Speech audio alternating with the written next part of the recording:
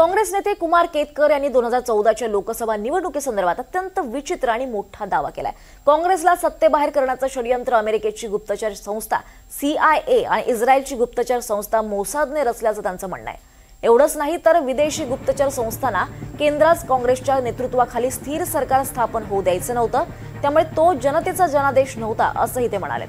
पीटीआयनं त्यांच्या भाषणाचा एक व्हिडिओ शेअर केला आहे। 5 वर्ष अगोदर म्हणजे 2004 मध्ये काँग्रेसला किती जागा होत्या? 145। म्हणजे 2004च्या 145चा 5 वर्षात आकडा 206 पर्यंत गेला।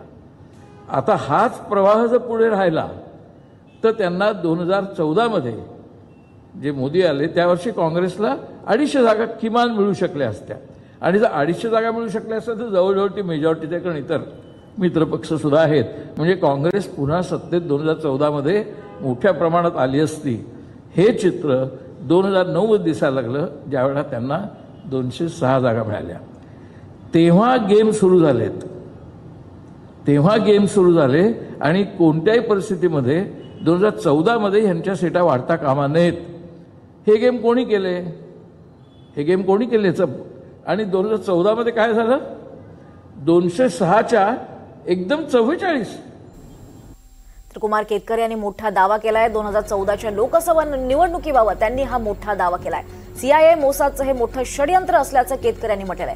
काँग्रेस नेते कुमार केतकर आहेत आणि त्यांनी 2014च्या लोकसभा निवडणुकीसंदर्भात अत्यंत विचित्र असा दावा केलाय। काँग्रेसला सत्तेबाहेर करण्याचं षडयंत्र ही अमेरिकेची गुप्तचर संस्था CIA आणि इस्रायलची गुप्तचर संस्था मोसादने रचल्याचं त्यांचं म्हणणं आहे। आणि एवढंच नाही तर या विदेशी गुप्तचर संस्थांना केंद्रात काँग्रेसच्या नेतृत्वाखाली स्थिर सरकार स्थापन होऊ द्यायचं नव्हतं असंही त्यांनी म्हटलंय।